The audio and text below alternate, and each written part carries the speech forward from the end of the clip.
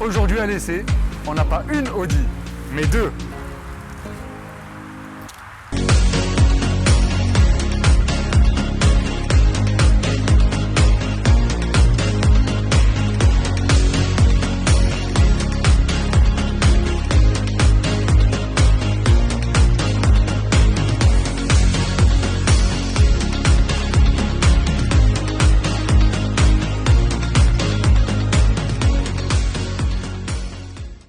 En 2005, c'est la naissance du Audi Q7 qui est présenté sur la base du concept car Pikes Peak Quattro. Donc Quattro pour 4 roues motrices. Donc le Q7 est sorti avec la dénomination de l'Infiniti et du coup Infiniti a décidé de porter plainte contre la marque pour avoir utilisé la même nomination que Infiniti. Et le Q7 est arrivé sur le marché avec plusieurs motorisations. Il y a eu un V6 diesel et essence, un V8 essence et diesel et un V12 diesel développant 500 chevaux et plus de 1000 Nm de couple. C'est un couple à t'arracher un immeuble en première.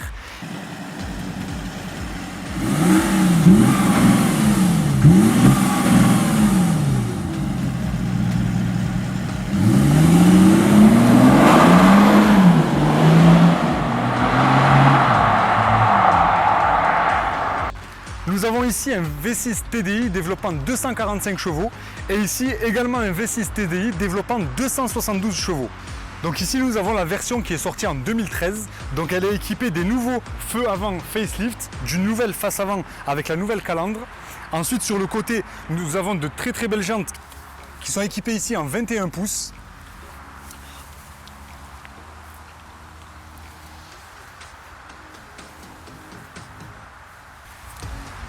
Donc ça donne vraiment une allure de vraie routière et avec un confort qui est vraiment énorme, nous allons le voir après sur l'essai routier.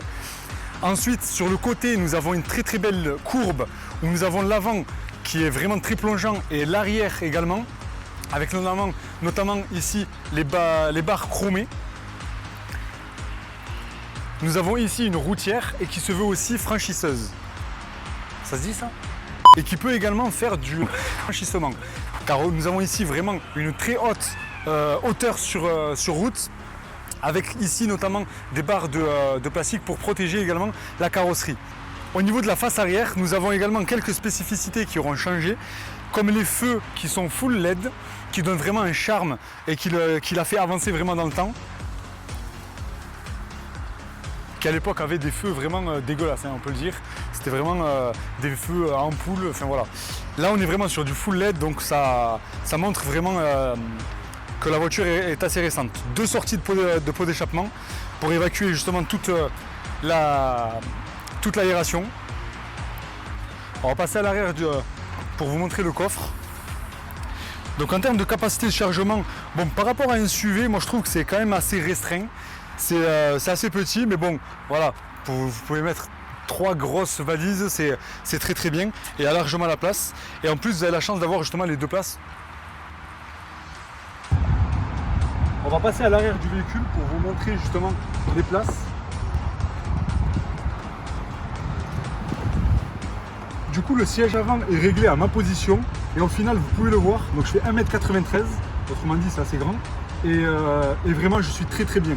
Pour le coup la hauteur sous plafond elle est vraiment très large. J'ai ça encore de marge. Et pareil pour devant, voilà, on est très bien. C'est vraiment une grande familiale. Et ici nous avons la chance d'avoir un modèle équipé de cette place. Donc qui est en option chez Audi. Donc vraiment voilà, il y a tout le confort nécessaire pour une familiale. Pour soit mettre des enfants derrière, soit des cargaisons de Medellin, ça c'est votre affaire. Mais là on s'y sent vraiment bien. Donc on se retrouve à l'intérieur du véhicule.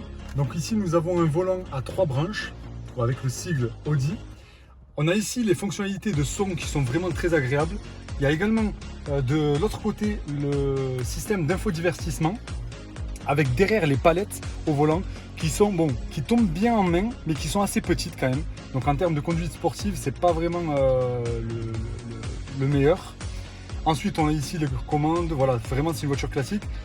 Au niveau de la planche de bord, ici donc nous avons un certain nombre de boutons. Donc à première vue ça paraît vraiment très brusque et au final on n'y comprend pas grand chose.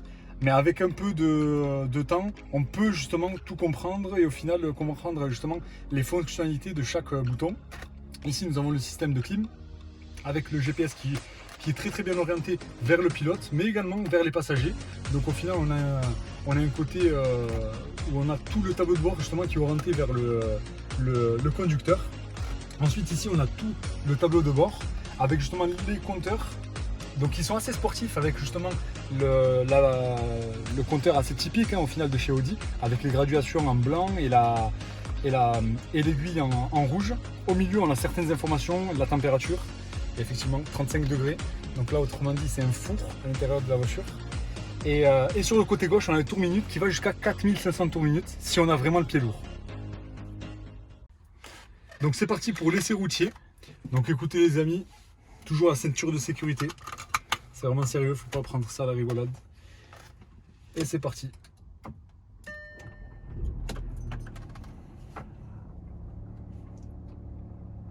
Donc pour vous les amis, on va enlever la climatisation pour avoir un bon son. Donc c'est parti.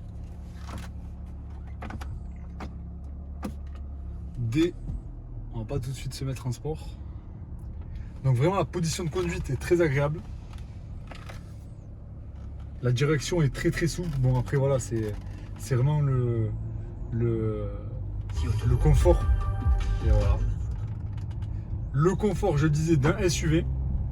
Donc d'un SUV au final routier et sportif, parce que il se veut dans cette gamme-là, avec 245 chevaux justement, pour avoir le confort nécessaire en route, en centre-ville et également sur autoroute. Le moteur est assez présent quand même. Donc on entend bien le moteur, c'est vraiment quelque chose qui marque. Moi personnellement j'aime bien parce qu'au final ça donne du vivant à la voiture. On n'est pas vraiment sur des voitures très aseptisées où on n'entend plus rien ou autre. Là on a vraiment un ressenti et un retour par rapport au bruit ou au son du moteur, ça dépend. Donc là en plus on est sur une route qui est très très endommagée.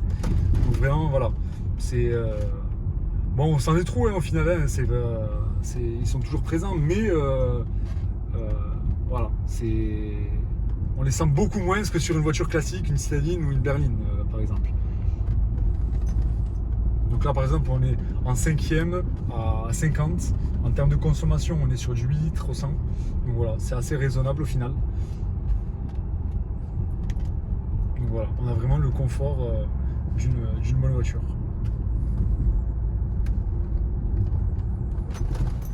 Voilà, là on a une bosse qui était assez présente. Au final la voiture on n'a rien senti, ça roule tout seul, c'est vraiment voilà, j'ai pas vraiment de choses à dire au final parce que c'est vraiment très très souple. Il n'y a pas vraiment de, je vais pas vous dire voilà c'est vraiment une sportivité comme une Huracan ou quoi, non. C'est vraiment un SUV qui camoufle vraiment tous les pocs au niveau de la route. On va voir avec une petite accélération le 0 à 100. Alors on va tout de suite se mettre en sport.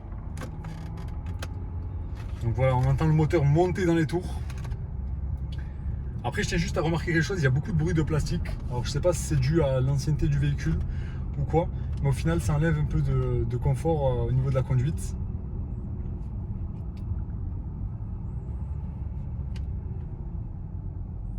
On va faire un petit départ arrêté. Donc on est sur une route qui est assez fermée. Voilà, on prend quand même des précautions.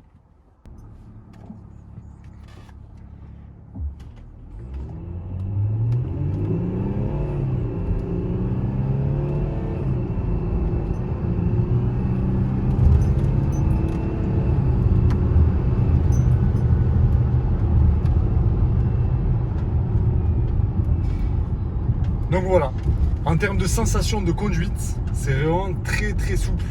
Il n'y a aucune brutalité, c'est vraiment, voilà, ça se veut vraiment très très confort pour le coup et ça l'est. Donc on sent pas vraiment voilà, la route, c'est vraiment très typé confort. Voilà, c'est plutôt pas mal. Et tout de suite on va passer sur l'autre Q7, le plus récent.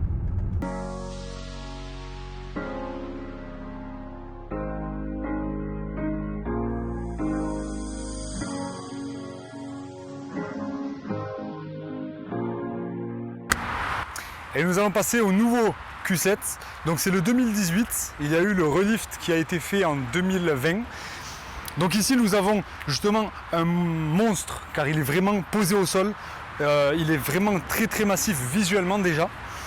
Donc notamment par la face avant avec la calandre qui est ici trapézoïdale. Nous avons bien sûr la face avant qui est très connue au final de chez Audi, avec la signature lumineuse qui est en double L ici, avec du Big Xenon, du full LED, enfin vraiment là c'est le must du must en termes d'options. Sur le côté, nous avons ici des jantes qui sont également équipées en 21 pouces, donc c'est vraiment des jantes très sportives. On a également les étriers qui sont peints en rouge, donc on est ici sur un pack S-Line. Et ici on a le même visuel au final que l'ancien Q7, mais avec une forme avec plus d'arêtes. Sur l'autre côté c'était un peu plus ondulé, et là en fait ça se finit beaucoup plus net. Donc pareil avec cette couleur très agressive, très noire, avec les jantes qui sont grises, qui montrent vraiment la sportivité du véhicule, pour montrer qu'il est adapté à toute situation au final.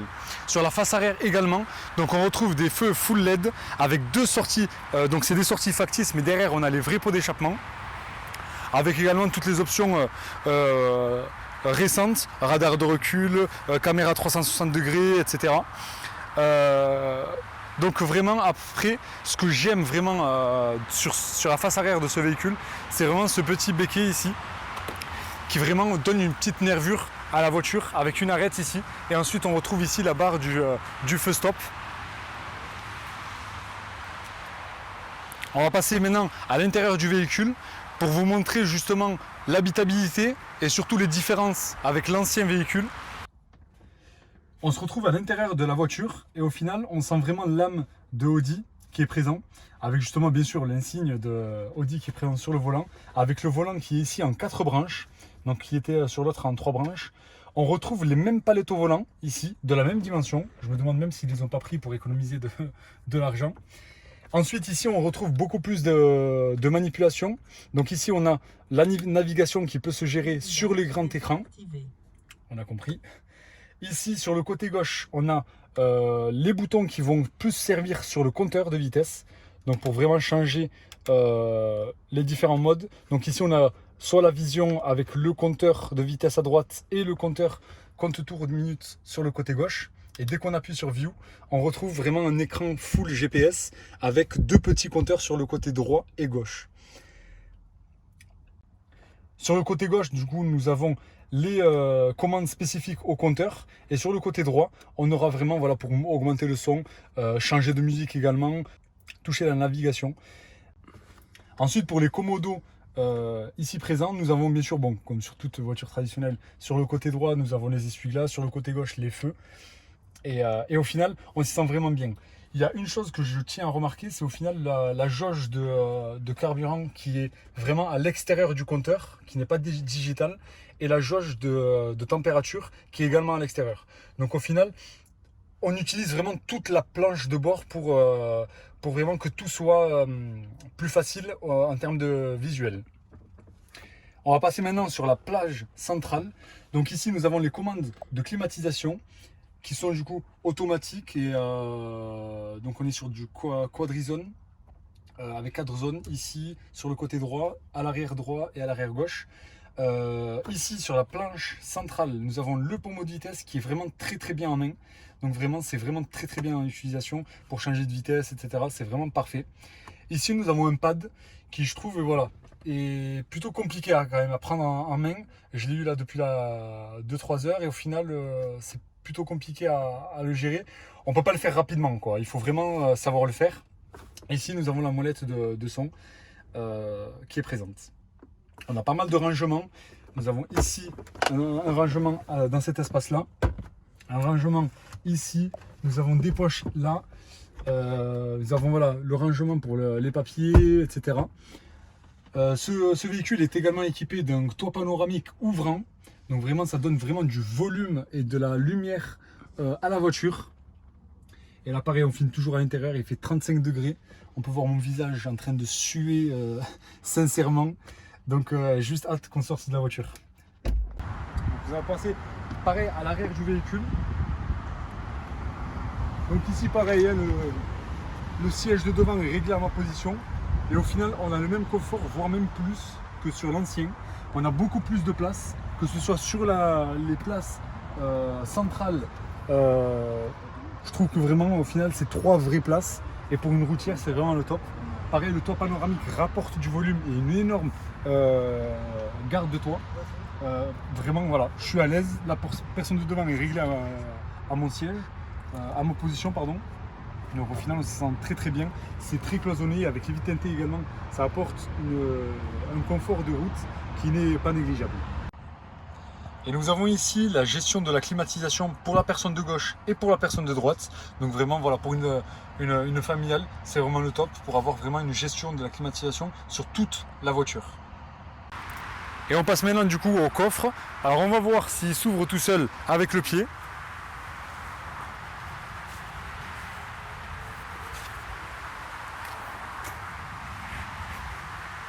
Oh, je crois que ça marche pas. Hein. Du coup, en fait, on est sur un bouton et après, on est quand même sur un haillon automatique.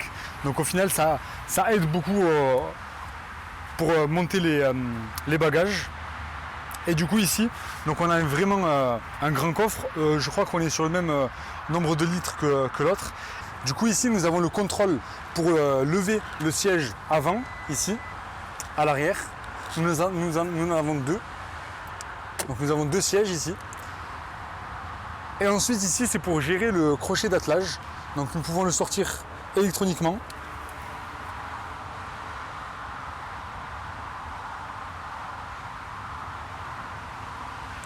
Bon, sur un véhicule de ce type là ça fait un peu cheap, du coup on va le ranger rapidement.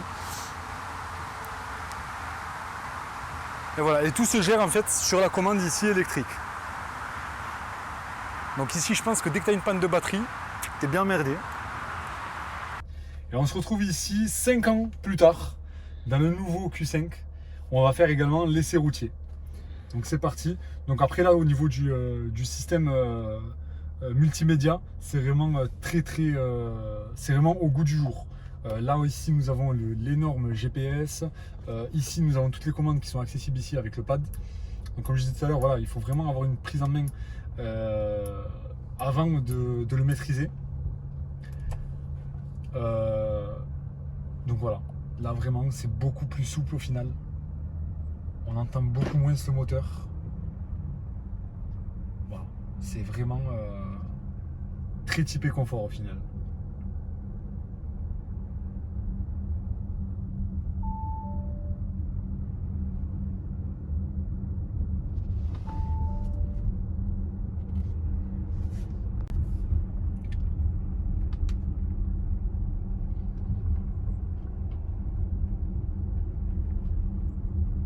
Donc on entend beaucoup moins le moteur que sur l'autre, à bas régime. Là on est en 5e, on roule à 35.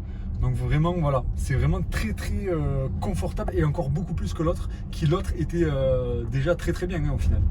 Donc voilà, c'est les mêmes imperfections, on fait exactement le même trajet. Donc au final je pense que c'est un très bon test de le faire ici parce que la route est vraiment cabossée et on sent que la route est un peu sinueuse et en fait on voit vraiment toutes les imperfections et qu'on ne sent pas vraiment dans la voiture quoi.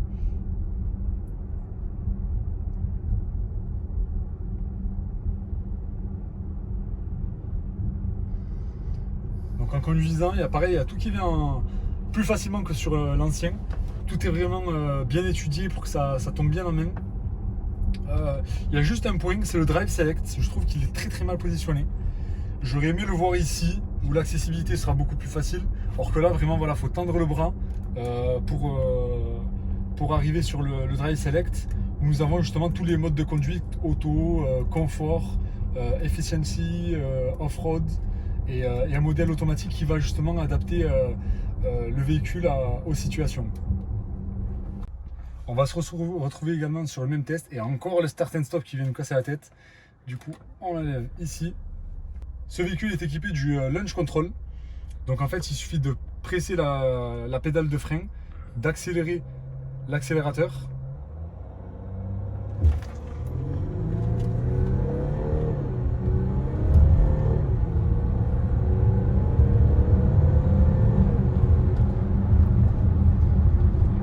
Donc voilà, ça monte très très vite, très très fort. C'est vraiment très brutal pour le coup. On n'a pas du tout le même ressenti que sur l'autre voiture. Je pense que c'est le launch control qui doit donner cette explosivité au départ. Donc en plus que c'est un 4 roues motrices, du coup en fait on est surélevé en haut et on sent vraiment la poussée qui est vraiment continue et qui va s'essouffler aux alentours de 80-90 km/h. Donc pour le coup voilà, là moi je trouve qu'on est vraiment sur une bonne accélération qui monte rapidement également dans les tours.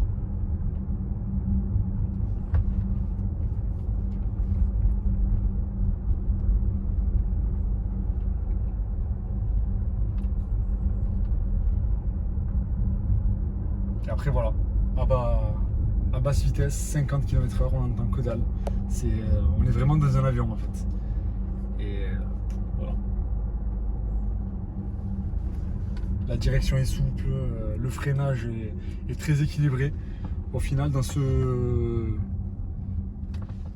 style de véhicule, je trouve que c'est vraiment très très bien.